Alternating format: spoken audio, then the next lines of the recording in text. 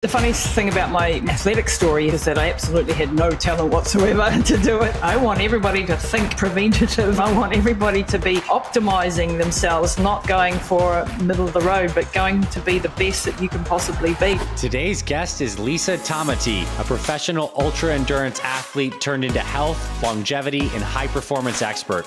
You're about to hear Lisa's incredible life story, nearly dying on a 5-day run through the Sahara Desert and playing on the frontiers of longevity through hyperbaric oxygen, peptide therapy, and peak performance supplementation. There was this research that was not getting through to the cancer patient. Hyperbaric oxygen therapy, intravenous vitamin C. Within 12 weeks, we got rid of the tumours. The actual beauty of this sport is the stuff that you take out of that for your actual daily life, because you know how to grind. Those are the wins out of ultramarathoning, not so much the physical stuff. Lisa, welcome to the show. I'm so happy to have you here. Hi, Dr. Anthony. Just fabulous to be here. It was wonderful having you on my show too last week. So, great return.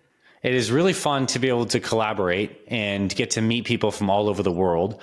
So I'd love for you to introduce yourself to everyone listening, where you're from, and then this conversation, we're going to go into your absolutely fascinating life story.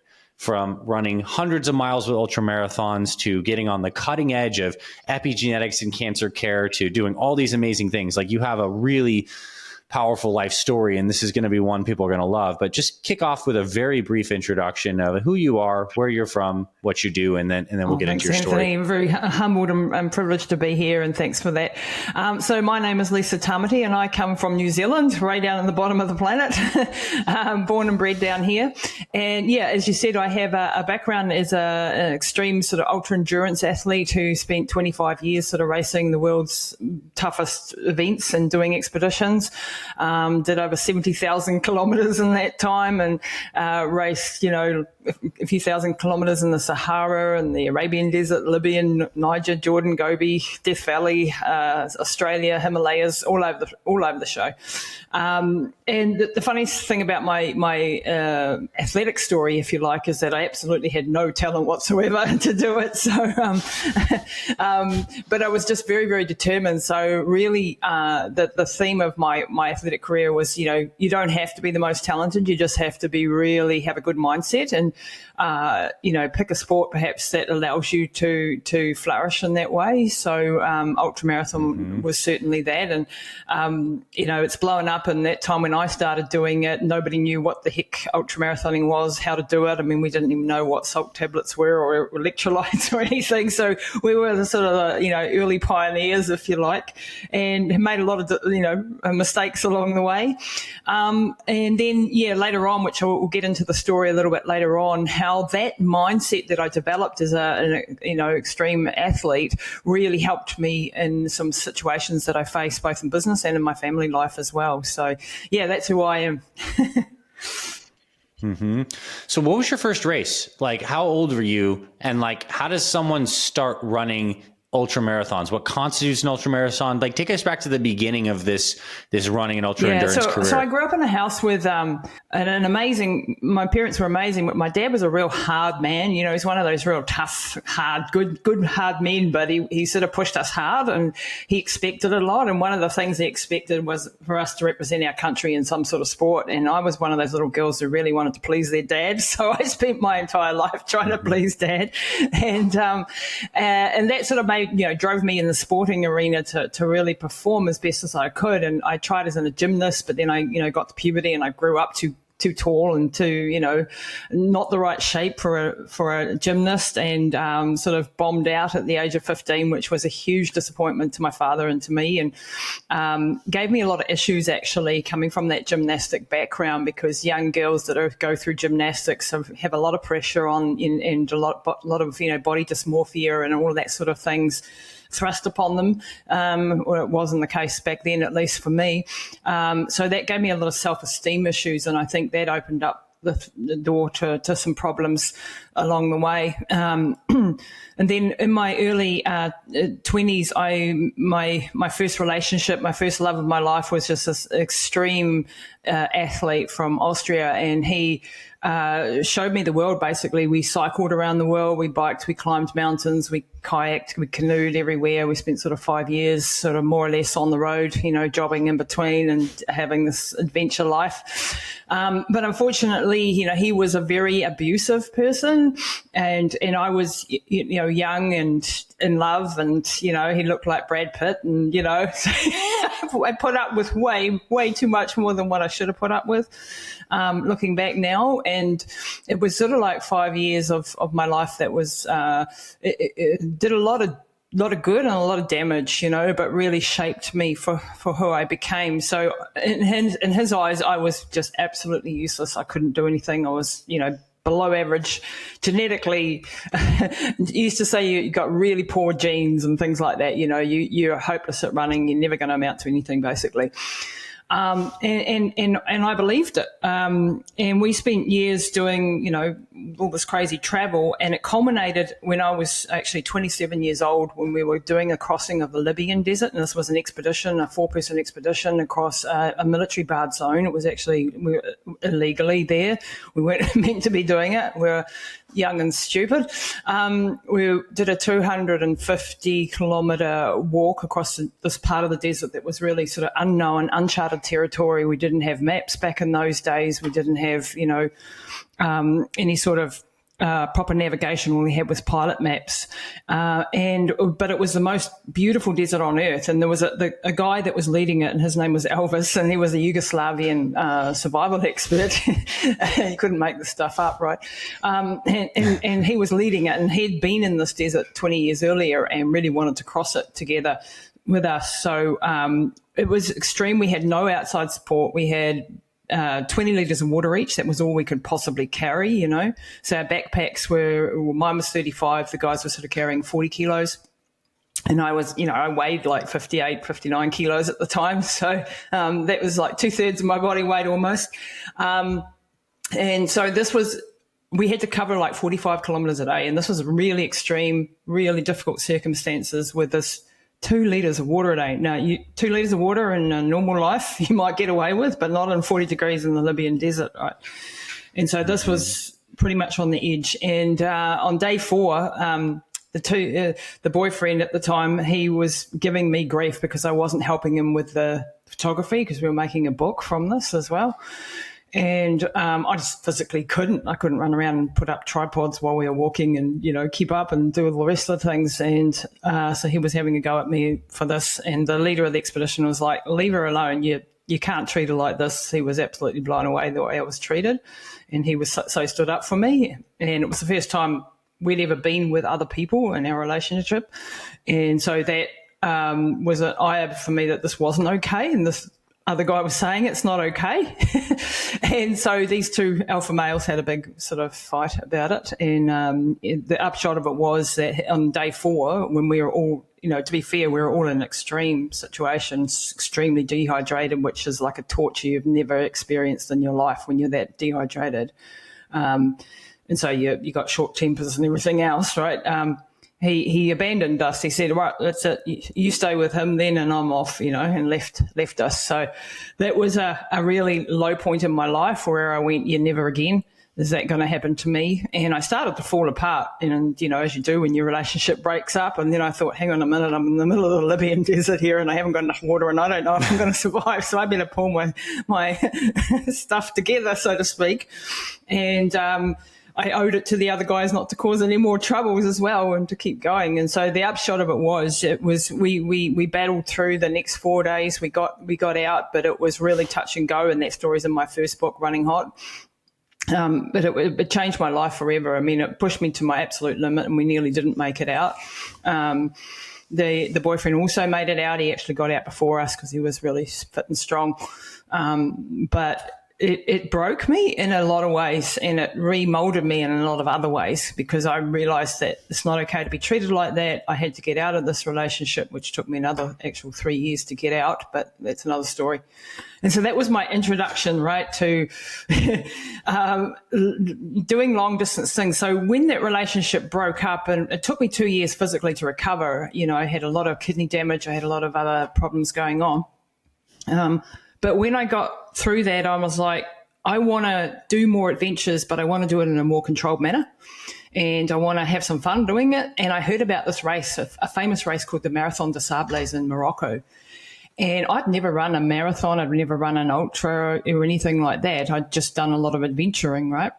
And it was 240 Ks across the desert. You were 700 odd people. You got helicopters, you got doctors, you got, everything. You have to carry your own gear on your back, but you got 9 liters of water a day. And I'm like comparing it to the Libyan desert in my head, right? 250, 240, okay, 9 liters, 2 liters, 10 kilo backpack, 35 kilo backpack. And it's billed as the toughest race on earth, right? Back then. And I'm like, I reckon I could do this. And so I signed up for it, got some sponsors, managed to get down there. And the rest, as they say, is history, because I was just hooked. I just loved it. I did really well, like I was a rookie in the ultra running scene, but I did pretty well, and I absolutely loved the vibe, the camaraderie. You've got 70 odd nations there and all these runners, and we're all on this big mission together, and we're all, in pain, and it's hard and it's tough, but we're just fighting along together. And so that camaraderie really hooked me in. And that was the beginning of my ultra marathon running career. So yeah, after that, so sorry, long-winded. No, I'm honestly captivated, and I have a lot of questions I'm so curious about. Is back to the desert, and I guess you can also mirror it in the next race that you did. Where do you go in your head when you're almost like at the brink of exhaustion and even death? Like, how do you keep moving forward? Is there a kind of self-talk? Like, what are you tapping into? Like, I think people want to know this, because we have our own versions of, going and showing up for a workout, and it's hard. But I mean, that's like 1% of like what you've gone through. So where do you go? What happens in your mind? How do you continue to push when you're that weak and devastatingly exhausted? Well, partly once you're in it, you don't have a choice, right? So you're in situations where you have to carry on, or you're not going to get out, right? You occasionally get into those sorts of situations, or where you've spent a year and a half preparing for something and you're really, in it. It often is harder than what you think it's going to be, right? So you don't, we tend to, as humans, it's like, when women say when they've given childbirth, they're like, never again. And then, a year later, it's like, oh, should we have another one? You sort of get into the glory of it all, right? And you forget about the pain, and you do it again, and you grow into these challenges. And so the thing that I would say to people is you start small, and like if your goal was to run an ultra marathon, you'd start, and you've never run before, run to the letterbox. That's where you start, and understanding that when you take one more step and one more step and one more step, suddenly after a period of time, you look back and you go, ooh, now I can actually run 10 Ks. Ooh, maybe I can get to half a marathon. Maybe I can get to a marathon. And so you push your own horizon out, and you start to see what you're actually capable of. And then once you're hooked and you've got the actual sort of positive addiction, if you like, going on, then it's a natural fit, and you've also developed a habit of doing something. So you don't if you're trying to get off the couch, for starters, don't go, well, I'm going to run 100 miles and, do that, because that will overwhelm you. So you have to have these little mini steps. That may be your long-term goal, to do such a thing, but you have to have, right, today's job is running to the letterbox. Tomorrow's job is running a kilometre, whatever the case is, and you build on that. And to answer your question, when you're actually in the hurt locker and you're in massive pain and you're really, really struggling, I would use a whole lot of different mental tricks, if you like, to sort of keep me going. One of the things I would say to myself was, like, if your mother or your father's life depended on it right now, would you keep going? or your child or whatever motivates you, you know. And when, you know, I used to make stories, like funny little stories in my head. I crashed in the jungle in the Amazon and I've got to run 200 Ks to save my mother who's trapped in the plane and I've got to get out. What are you going to do? You're going to run, right? And when you go to places like that in your head, you're like, well, if I could do it, if someone's life was on the line and I could keep going, then I can actually keep going now, you know, like it's all in your mind whether you can keep going. And yeah, it's painful, but you can do that. And the other thing I would do is like I'd give myself little wee goals to go for, like a treat, sort of like, okay, if you can just keep going for another 500 meters, even though you're in hell pain right now, you're going to be able to stop for 30 seconds and do a stretch. So you'd have that little goal to aim towards, and then you'd give yourself that reward. And sometimes what you'd find is that you didn't need it. You just carried on because that moment had passed. Because all of these are little moments that we have in time that you're in the hurt locker and then 5 minutes later you might be fine. And you'd find that with ultra marathons, you'd do that, right? You'd be going up and down. And as the race wore on, mentally you're having these periods of where you're absolutely fried, and then times where you're like, oh, I've got my second win. Oh, I'm absolutely fried. Oh, I've got my second win. And so if you can con yourself into the next moment, sometimes that problem went away and sometimes it didn't, and then you might have to have a little wee break or a little bit of a transition time or some sort of thing. But you've got, like, I call them the lion and the snake in your head, and they're battling each other, and the worse of the situation that you're in, the more that happens. So they get louder and louder, those voices of, you can't do this. Who the hell do you think you are? You're not good enough. No one cares if you stop. Just there's a chair over there. Why don't you just sit down for 5 minutes? You know, like all of those sorts of things. And you've got to have the massive, massive discipline to keep going, you know. And that is where that is the actual beauty of this sport, is the stuff that you take out of that for your actual daily life, because you know how to grind, right? You know how to grind, you know how to push, you know how to keep going when everyone else has stopped. You know how to take on massive goals. So if you can get to that point, those are the wins out of ultramarathoning, not so much the physical stuff, you know, or the medals around your neck, which mean bugger all at the end of the day. For sure. That was so useful, what you just shared. I mean, just the subtle techniques. I mean, and it also shows that we just do not know, we cannot possibly conceive what we're capable of. We can't. It's just like this untapped power that, put in the proper situation and context, like we will rise to the occasion. And you're creating these occasions through story.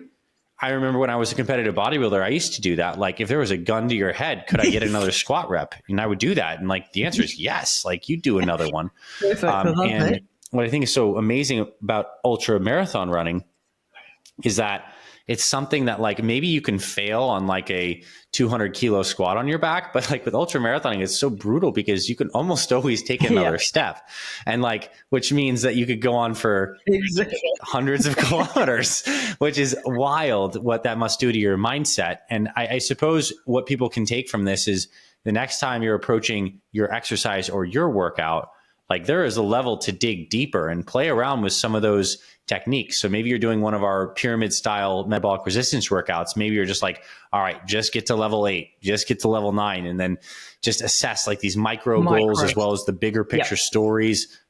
So powerful and amazing. Now, I know your life kind of took a turn because you did many of these races over 2 decades, and you met a ton of people, world renowned and all this stuff. And then something happened with your mom. So let's kind of transition into like the next part of the story. Yeah. So it was 9 years ago now. My mum, who was sort of like the rock of my world, you know, just one of those wonderful people, always there, always looking after everybody, and just an amazing woman. Of course, I put her through a hell of a lot doing the stuff that I'd done. She was always there for me, right? And at 74, she was very overweight. You know, she was always looking after everyone else, not herself. And one morning she collapsed at home, and I got that horrible phone call that we all dread. Get up to the hospital now. Mum's collapsed. We don't know what's happened. I get up there. The ambulance driver thought that she was having a neurological event, a stroke or an aneurysm or something of that nature. The doctor decided that no, she wasn't. She's having a migraine, and just left her with some painkillers, right? And so me being a non-medical person, I was like, I didn't know what to do or what to ask for, and so I'm sitting there with her, and she's in excruciating pain, and I knew that she'd had migraines years before, and I knew this was not a migraine. I just knew it wasn't, but I didn't know what to ask for or what to do, and I was just, you listen to the doctors, they're the experts, aren't they? And eventually, after 4 or 5 hours, I was just desperate because she had another massive attack where she was just in screaming pain, and nothing was happening. And so I rang up a friend of mine who had crewed for me in Death Valley and places, and she was a paramedic, and she knew the staff up there. And I said, we're being ignored up here, and I don't know what to ask for, and something's majorly wrong. Can you get up here? And so she raced up, took one look at Mum and said, yep, she's having a stroke. I'm sure she's having some sort of neurological thing. She goes to the doctor and tells him in no uncertain terms, get this woman, I know her, she's not a hypochondriac, get her a CT scan right now. And he finally relented, and it was 6 hours by the stage, and they took her through for a CT scan, and it came back that she had blood right throughout the brain, and she'd had a massive aneurysm. And then they were like, we don't think she's going to, survive. And they'd obviously made this horrific mistake by not, she'd been in there for 6 hours under their watch, and nothing had been done. And so they said, well, we'll get it down to Wellington, because I live in a provincial area where we don't have a neurological team here. And so we had to wait another 12 hours for an air ambulance to come, which was the worst time of my life, trying to wait for this blooming thing, right? And I remember my dad coming up to me, who's been married to my mum for 55 years, and they were like, saying to us, look, we don't think she's going to survive. This is it. And so my dad was a firefighter, and he was, falling to pieces because this is his love of his life, right? And he was like, well, we better start planning the funeral. And I'm like, I grabbed Dad by the shoulders, and I'm like, Dad, she's alive, and I've missed the boat this time, but I am not going to miss it from here on. And we are going to get her back, and we are going to, go down fighting. I want you to get my brothers, get down to Wellington, start giving people jobs when they're in a panic situation like that, get their executive brain thinking so that they can, snap out of the panic and get into the action. Get down to Wellington, and I'm going to stay with Mum, and we'll meet you down there. And we're going to do everything in my power, Dad, to get her back. I'm not going to be caught out again. And he was like, right, he was on a mission. And about 18 hours later, we finally got down to Wellington. The surgeons did an absolutely amazing job at stopping the blood. And they put a stent into her brain and started to take the blood off the brain. And then they said to us, I'd never experienced this, so I didn't know what to expect. They said she's in critical condition. We won't know for weeks whether she's going to survive, because when blood and brain matter mix, they cause massive microglial activation and inflammation, and we don't know if she'll survive. And we'll see over the next few days if she goes into a coma or what's going to happen. So from that moment on, I really started to study and try to be hyper vigilant and watch everything that they did and question everything and push for everything that I possibly could. And I don't know what's like in America, but over here you better push for the resources that you think you need, and you better know what you're looking at, and you better ask all the questions, otherwise you will not get what you need. And so I started to do that. And in the critical care situation, I couldn't really do a heck of a lot, because, really up to them. On the third day after the operation, she started to go into a coma, and I come into the room and there's 10 doctors and nurses all working on her. And I'm, that most horrific moment of your life. And they pulled her back. They got her back they put her into the ICU. And then I realized that the ICU was like way better, 24/7 care, and that we should have been in there from the get-go. So it was another wake-up call that, I didn't know to ask for this. I didn't know to push. So, here we were finally in the ICU with proper, vigilance happening. And long story short, she was in and out of a coma for the next 3 weeks, and every day she would lose more and more of her brain. So she was actually getting worse as the inflammation took hold and as the swelling in the brain started to happen and all of this. But they got her through that period of 3 weeks where they did a coiling operation in the middle of it. and they made it to stabilize her, and they knew that she was going to survive. And then they were like, well, what's the damage? The damage was massive, like massive brain damage. There was hardly any higher function left. So she was unable to know who I was or what she was. She had no concept of, being a person or a woman or anything. She had no speech. She had a couple of words, and that was about it. She was paralyzed on the right side from an extra stroke caused by the coiling operation. So she was in really, really bad shape. And they said to us, look, this is really looking dire. You're going to have to put her into an institution. There's not much we're going to be able to do. We'll fly you back to New Plymouth. So we did that. We spent another 3 months in New Plymouth, and in this time I'm studying like my heart out. And I came across something called hyperbaric oxygen therapy, and I started to realize that this was really a powerful thing for brain repair. So that was my mission then, to get her this. Well, while she was in the hospital, I couldn't do that. But what I did notice in the hospital, I'd done a race in the Himalayas at extreme altitude, and I'd been using this thing called a hypoxico tent, where they take a lot of the oxygen out of the air and you adapt to altitude, right? And I'd ended up with altitude sickness from this, and I'd ended up with a hypoxic brain concussion from sleeping at 6,500 meters a night, which I shouldn't have done. That's another story. That's in book number 2. But I started to have a proliferation of all the infections in the body, because bacteria proliferate when there's not enough oxygen, right? And I was having massive concussion symptoms, and then my doctor sort of said to me, what are you doing? And I said, well, sleeping in this tent. And he said, well, you've just knocked a whole lot of brain cells off. I had a SpO2 stats of 70% at night time when I'd wake up, and like really disastrous, right? I had no idea. But I was seeing the same thing in my mum. I was seeing a proliferation of all the bacteria in the orifices. I was seeing, well, extreme fatigue was to be expected with what she was going through. But I said to the doctors, I want a sleep apnea assessment. I don't think she's breathing. And they wouldn't let me do that. So I brought in an outside consultant. I happened to have a friend who was a sleep apnea consultant. He came in one night. We smuggled him into the hospital. We hooked her up to the machines, and we did a sleep assessment, and it came back severe sleep apnea. She was already chain stroke breathing, so she was really on her way out. She had stats at 70%. She was like hundreds of times a night she'd stop breathing. And so this was my first major win, because then we could get a sleep apnea machine on her.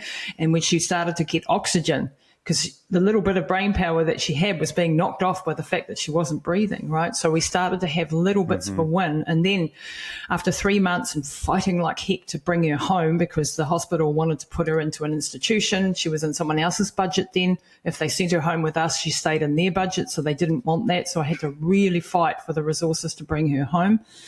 I did that. I have a brother who looks a little bit like The Rock, and he sort of came with me to all meetings. So that we would get he didn't say, and he didn't need to say anything. He'd just be there, and it's like, don't mess with my family. It was like, whatever it takes, so I'm going to get my mum home, right? And so the first day I got her out of the hospital after 3 months finally, and she was in a wheelchair, and she was, completely gone burgers.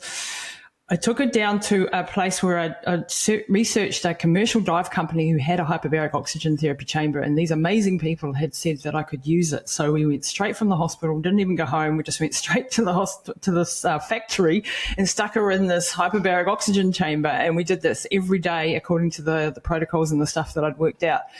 And after 33 treatments, we lost access to the chamber because it had to be taken off, but after 33 treatments, she started to respond. She didn't get up and walk, but she was starting to use her hands. She was starting to try to speak. She had a flicker of intelligence behind her eyes. And I was like, this is working. So what do I do now? You've got another obstacle, right? So then I researched, buying a hyperbaric chamber. So I mortgaged my house. I bought a hyperbaric chamber. I installed it in our house, and I started to put her through session after session, and putting her in this thing was almost impossible because she was unable to move, right? So there was just obstacle after obstacle. But as she started to have these treatments, then I started to study functional neurology, and I studied vestibular systems, and I studied keto diet, and I studied supplementation, and I put together an 8-hour program every day that I did with her. And I was still running my own companies at the stage. I was, blowing myself to pieces. But spent all this time just staying one step ahead of her in her recovery, and it was grinding. It was just thousands and thousands of hours of retraining her brain, to do the most basic of things. And it took me 2.5 years of this full-on regime to get her back to full health again and full, it took me a year and a bit to get her out of the wheelchair and taking her first steps, and it took me another 1.5 years, and I had her full driver's license, full power of attorney, full intelligence back, walking 5Ks a day, going to the gym 5 days a week. She lost 50 kilos in that time. It was just a miraculous recovery, actually, but it wasn't a miracle. It was it was a culmination of amazing research, amazing doctors, amazing and dedication to the cause. And I've actually written a book about that. That's my mum there for those that are looking on the video. And the book's called Relentless, and that really is. That's what it took. You had to be relentless. And that's the value of being an ultra marathon runner, right? Because I knew how to grind out hours and hours of training. I knew how to carry on when everyone's going, it's impossible, she's never going to do anything. Yeah. Why are you putting her through such a torturous regime? Because, rehabilitation is painful, hard, brutal, like all of that sort of stuff. And everyone's just give her an ice cream and stick her in the corner. And I'm like, no way in hell am I doing that. She's going to come back, and we are on this mission together, right? And as my mum started to wake up as to what was actually happening with her and what had happened, and, she went through a period of grief for what she'd lost, but then she fought with me, and she cooperated, and that was absolutely key factor as well, because the person has to actually want to get better and go through this torturous pain that I was putting her through on a day-to-day basis. But and I had so many people that were criticizing me all along the way, and telling me, you've reached a plateau, you're not going to go any further than that. It's impossible to do that. And as an ultra marathon runner, I'd always been told it's impossible. You can't run across Death Valley. You can't run across the Sahara. You can't run across in the Himalayas. You can't do these things. And I did them. And so I never listened to people who tell me I couldn't do something. I always only listen to the people that tell me I can, and here's how. And here's the next step. And I put together a team of doctors and people and scientists around me. And that's actually what led to my podcast, Pushing the Limits, because I wanted access to the best people on the planet. So I started to have a show where I could interview the best people on the planet for brain rehabilitation. And then it went on from there, of course. And now we're, 9 years later, and we've had other dramas along the way, but I'll stop talking for a sec so you can get a word in. It's amazing. You were the only daughter she could have possibly had to be with her through that recovery. And we're a team, and we squabble every day. Every day we'll have little, and I'm sure people think I'm terrible and nasty and hard, and I'm all of those because I'm a coach and she's my Olympic athlete, I treat her like she's training for her Olympics. So at nighttime when she's tired and she can't get up out of her chair very well, I make her get up, and I don't get her up. Mm-hmm. You know what I mean? I make her do it because I need her to learn to engage those muscles. I need her to be balanced. I don't make life easy for her. And that's, but I do that out of love, because if I take that away and she is helpless, and if I make her people don't need comfort. People need challenge, goals, love, support, understanding, compassion. They need all of those things. But sometimes they need a hard-ass coach that kicks them in the butt and says, get out there, even though you don't want to, For sure. Oh, totally. I mean, that's an even higher form of love. What was your dad like through this experience? Amazing. Like what was his impression through that? The whole time, the trajectory of his experience? He was amazing. My dad was just, he loved my mum to pieces. And I remember when we were in the hospital and there was a social worker who was hell-bent on putting her into an institution. And I was the spokesperson for the family. I was the one that they were meant to go through. My dad was elderly. He was, very frightened and, in a state of not being able to I didn't want him talking to the hospital staff and being bullied. And they did. They got him one day when I wasn't there, and they tried to get him to sign the pieces of paper to put his wife in an institution. Yeah. And I'd been fighting them, and they knew they couldn't get through me and that I wouldn't sign the papers. So they tried to go through my dad, and they did it in front of my mum. They were like, your wife is knackered. She's never going to do anything. You've got to put her into institution. Your daughter's very forceful, but she's not going to be able to cope. And you've got to sign these papers. And my dad went home to shoot himself in the head. Yeah, and we stopped him, thank God, because he didn't want to survive without his wife. And he didn't want to live without her at home, And so, sorry. When I found out about that, I did take my brother with me, and we went back in, and I threw my books at this guy, and I said, "You will not talk to my father. I am the spokesperson of this family." I brought a complaint to the thing, and we had this big, massive meeting, and they were all making the judgments on whether they'd let her take her home. And we managed to get her home. And I remember the first day, when we got her home, and I had this plan. I had the hyperbaric, and I had all the things. And Dad was just like, "Whatever you need, Lisa, I'm here. I will be there. I don't care how hard the road is. I will be there for her." And he stood by her every step of the day. Every day, he would be there for her, fighting for her. My whole family were, and they were just absolutely amazing. And my dad was just, and he was older, and he wasn't able to do the medical stuff or the research or any of that type of thing, but he was there doing the hard yards, changing her nappies and putting her in the shower and making her food and going and shopping and doing all of that sort of thing, and he was just absolutely wonderful. And unfortunately, sorry, it's a bit of an emotional journey, as you can imagine. Unfortunately, I lost my dad 3 years ago, and in also very difficult circumstances, where he was in a hospital and had an aortic aneurysm. Survived the operation, but they wouldn't let me do what I wanted to do, which was intravenous vitamin C, because he developed sepsis, and I knew the research because I'd interviewed all the researchers on sepsis and vitamin C, and I knew that this is what we needed to get him if he was going to have a chance to survive this situation. And I came up against the ethics committee, who would not let me do something as basic as intravenous vitamin C, even though he was dying, and there was no other options. They'd run out of options for him. And so I fought for 16 days against this ethics committee to win the right to be able to do this very basic thing of giving him intravenous vitamin C to try to give him a chance to survive. And they wouldn't let me. And I eventually did win the right because I found a legal loophole. But I'd been fighting for him for 16 days by the time I got the first intravenous vitamin C into him. And even then, it started to turn all the markers around. His CRP dropped, his kidney function improved. We got him off noradrenaline, all of these things, but you needed it every 6 hours. There's a protocol being developed by Dr. Paul Marek, and it was a 6-hourly protocol, and it was massive dosages. I couldn't get the full dosages, and I couldn't get it 6-hourly. I could only get it 12-hourly because I got my GP to come up. But they blocked me. They would do things like send me out of the room to say I've got a meeting with a doctor. And then when the GP would come up, they'd tell her, "Oh, we've got no lines for you to put it in," and send her out again.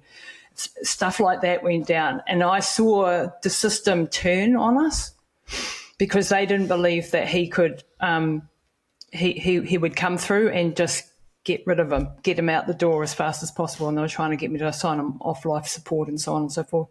And so I battled, but at the end of the day, I lost because we couldn't get that, what we needed. And we may have still lost him anyway. I don't know, but I'll never know now. And that's, that's what drives me, Anthony, to help other people, because I've seen the way at least our system works, and there's big problems in our medical system, and there are some great people and some great doctors. And if you break your leg, you want those guys fixing it. They're great at surgeries. But when it comes to chronic conditions, when it comes to degenerative stuff, you better be up on it yourself, because If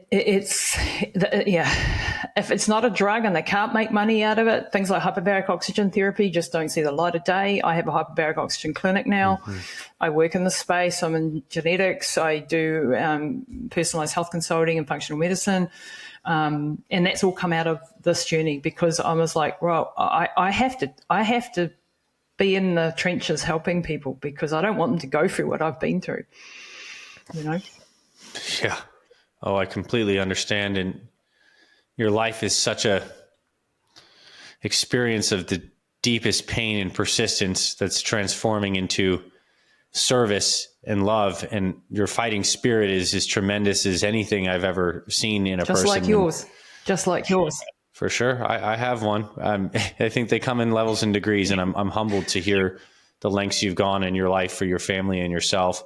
And I mean, this could be the whole story, but it's not. I know there's one more component that happened with your mom, like after she made her recovery. So, I mean, if anyone doesn't have jaw drop now, like, here's the next and final part. Let's get into that. What happens with your mom so next? After my dad died, of course, that was a massive shock to mum, and she, you know, with the resilience of that generation, I don't know, she managed to carry on, but she got almost 3 years ago now. She started to have facial droop again, and I rushed her into the hospital thinking it was another stroke, and it turned out to be, after 3 weeks. By the way, they sent me home again.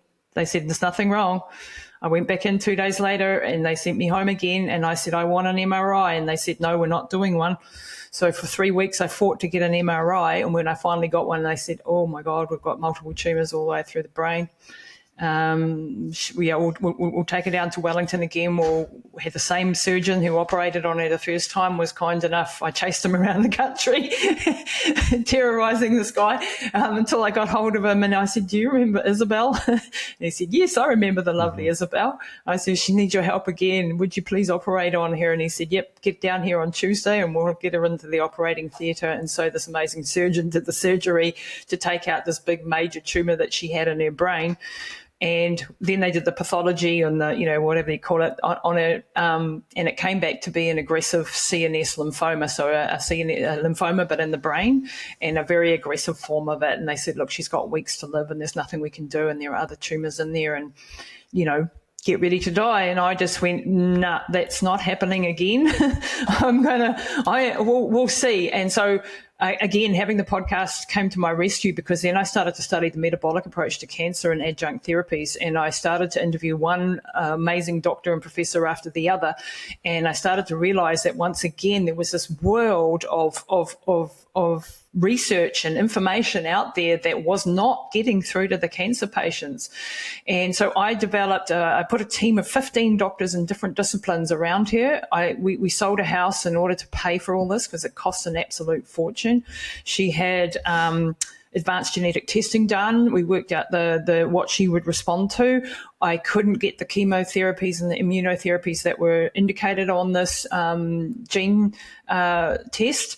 So I chased all over the country trying to get private oncology to give it to us, and we eventually managed to get one called temozolomide, which is a mild, if you can say that, a chemotherapy that was not indicated for her lymphoma normally, but it was indicated after this genetic test, right? So I managed to get that in. And then I did hyperbaric oxygen therapy. We did intravenous vitamin C, because there's a huge amount of research of intravenous vitamin C and cancer. We put in peptides, things like thymosin alpha-1 and others. And we put in a very, very strict diet protocol. So a really, really restrictive keto diet, especially at the beginning, and, you know, really went hard. I chucked the bus at it. And within 12 weeks, we got rid of the tumours that were visible in the MRI. They all shrunk and went away to nothing, to no more visible on there. And we've been able to maintain, and you never want to say you're cured of cancer, because we're all producing cancer cells every day. And when you get older and your immune system goes down, then you're more likely to, you know, for it to rear its ugly head again. But what I do is I stay very much on my toes, and I keep her on a really good diet. It's not quite as strict as it was at the very, very beginning, where she was eating basically vegetables and that was it, until I worked out what she could have. we then ran into some depletion of certain nutrients and so on, and we had to bring a few other things in. Some of the drugs that I had her on, off-label drug combinations like metformin and celecoxib and things, did some damage in the gut. So then we've had a few gut issues that we've been dealing with in the past year. So it's it's an ongoing saga, but she's at the moment she continues to improve. She went through an E. coli infection in December, went out to a cafe with a girlfriend and ate something bad, and ended up with a very bad E. coli that also nearly killed her. And so I've been building her back from there. That was my November, December. It was spent keeping her out of the hospital. And of course, she was extremely ill, bleeding, and, just terrible state in the gut. But I managed to pull her through that one as well. And now she's getting better and better. And I've just been putting things new into her protocol that have given her another step up. So I actually took her for another driving lesson the other day because they'd taken her driver's license off her when she had the tumor removal. And, she's back to that ability again now, and she's walking better again now. We're back at the gym now, and we're back into life. And she's on these things called plasmalogens, which I'm super excited. This is the hottest new thing at the moment for me, that have taken her. When she had the E. coli, she lost the ability to speak again because the impact it had on her brain, and the reserve capacity is not there. And when I put her on this plasmalogens, within an hour, she started talking again, and then she started to get better and better and better. So I'm super excited about these at the moment. And they've been using this for things like Alzheimer's and things, and autism and all sorts of things. But so now she's, in other words, I'm still researching. I'm still on the ball. We're still training every day. And now we're 9 years into the journey, and she's happy and healthy, as she can be. She has some limitations, but she can walk around. She can go out with her girlfriends. She can play with the grandchildren, wonderful, wonderful. And I need to write another book because I haven't got there. But I have released a book called What Your Oncologist Isn't Telling You, a very provocative title, which is actually the culmination of 21 interviews with all of these doctors and scientists to share that information, because I want that out there in the world. And now I work with a lot of people with cancer and also with strokes and aneurysms and dementia and things like that. I take so much hope from this conversation, hope for the power of the human spirit, hope for the power of family and love, what hard work can accomplish, what research and being on the cutting edge can do. I think you blend all these elements like so powerfully together. And I'm just floored at the journey. And I know we're like still in like a middle stage, and you have so much more life left in you as well. It's going to be fascinating to see where you head next, and the continuing chapters that you and your mom write together. And of course, all the help and work that you're doing in the world. And I'm sure people listening to this now are fascinated by you and all the people that you have accessed as well. So I want to do another plug for your podcast, Pushing the Limits. I mean, there's over 300 episodes that people can go to and listen to some very deep and specific stuff about longevity, medicine, cancer, etc. So it's great. And I also have an episode on there too, if you'd like to listen. That was fun. We talked a lot about mindset and emotion, how that plays in. So let's finish this by telling some general cutting edge wellness things that, like perhaps hyperbaric oxygen and other things you think are very hot and that you would incorporate into your own life, like not necessarily battling chronic disease, but wanting to be optimal. I think people will be very interested to hear your perspective on so that is my focus now, Dr. Anthony, is actual longevity and anti-aging science. And because now that I've gone through all of these, sick care rehabilitations, I'm like, I want everybody to think preventative, and I want everybody to be optimizing themselves, not just going for middle of the road, but going to be the best that you can possibly be. So my life is, I'm obsessive. I'm an obsessive personality, if you haven't worked that one out yet. But, I'm constantly using myself as a guinea pig for different things. I'm on so many different supplements that I'm trialing and different, and engaging and testing. And I love that. It's just part of who I am. You don't have to go to that extreme. I'm a huge proponent of hyperbaric oxygen therapy. It can be very powerful. It basically hyperoxygenates the body, but it also causes stem cell release, hits inflammation pathways. It compresses the size of the oxygen molecules so it can pass through things like the blood-brain barrier and actually supply fuel, if you like, to the neurons and the brain cells that are struggling after a TBI or autism or cerebral palsy or stroke or multiple sclerosis or Parkinson's, or indeed cancer as an adjunct, because cancer doesn't like to be bathed in oxygen. It's a hypoxic thing. So so there's many facets on which it works, and there is so much research out in the world.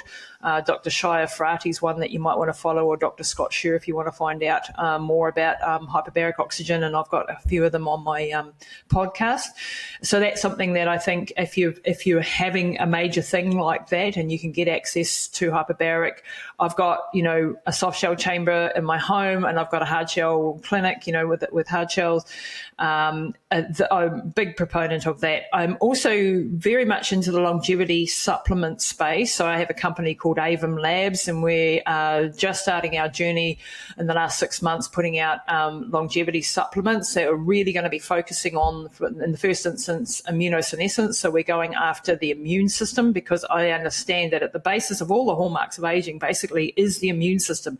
It affects all of the others, if you like. So we need to attack that, I think, as our first protocol, at least within our company, is what we're doing. So we are looking at ingredients that can really boost the immune system. Not boost, it's the wrong word. I hate that word, actually. Modulate the immune system. Perhaps. Thank you. Yeah. You don't want to boost it because you don't want it to attack where it shouldn't be attacking. But as we get older, we lose the immune system. So there's a molecule that we're using, or an ingredient called immune defense protein, which I'm very excited, which actually comes from colostrum, a bioactive whey product, actually, with 50 bioactives in it. And we're excited to get that one out. And that's combined with another one called Immunel, which is also another very exciting bioactive from colostrum with different properties. So these are very highly concentrated without the downsides of colostrum, which can be, lactose intolerance and all these, a few other problems, but all the positives with lactoferrin, lactoperoxidase. So that's what we're doing on the supplement front. And then I'm a fan of sort of understanding the biochemistry, like an NAD pathway, very important, sirtuin genes, the longevity genes that are involved with the 7 sirtuins that we have. So we'll be bringing out our own NAD product that will hopefully come out in the next 6 months. But, understanding these pathways, that's what's important. So spend the time educating yourself, and don't think, well, I'm not a doctor, I can't possibly understand that. You can, and you can teach yourself this. I'm proof of that. I haven't been to medical school. I don't need to go to medical school. I've taught myself. And you can do that too, because we have a democratization now of information. It's no longer held in medical textbooks. You have access to it. You have access to people like Dr. Anthony and thousands of others who can teach you on a daily basis everything that you need to know. I love it. And insofar as the system itself, when you're in a hospital or an ICU, maybe a controlled environment, it's completely democratic with access to all this information. And there's so much proactive stuff that you can do. Yeah. I love it. I found this conversation so inspiring, you so inspiring. And I can't wait to get this out to our communities for more people to know about your work. And of course, wherever you're watching this or listening to this, there's also going to be links to Lisa's various books, her podcast, her website, where if you want to consult with her as well, there's going to be access for that. So Lisa, thank you for your time, for your vulnerability, and honestly for living an incredibly powerful life. Thank you, Dr. Anthony. It's wonderful. We're brother and sister on a similar crusade, I think, just on opposite ends of the world, doing what we can with our skill set and hopefully influencing as many people as we can positively. I absolutely agree. Thank you, Lisa. Thanks, everyone listening. Thanks for listening to this week's episode of the Fit Father Project podcast. If you love what you heard, please rate and review our podcast on Apple Podcasts. It really helps spread this show to more men who need this valuable info. To watch full video episodes of this podcast and other motivational videos to inspire your training and more, Visit our Fit Father Project YouTube channel. It's free and everything's made for busy guys over 40 like you. Visit youtube.com/Fit Father Project to get access to our entire video library. And finally, if you or someone in your life is interested in becoming a fit father or needs help losing weight, building muscle, and living healthier after age 40, then visit fitfatherproject.com, where you can see our proven programs, supplement line for guys 40 plus, and free meal plan and workouts to get you started. This is Dr. Anthony Balduzzi signing off. I'll see you in the next episode.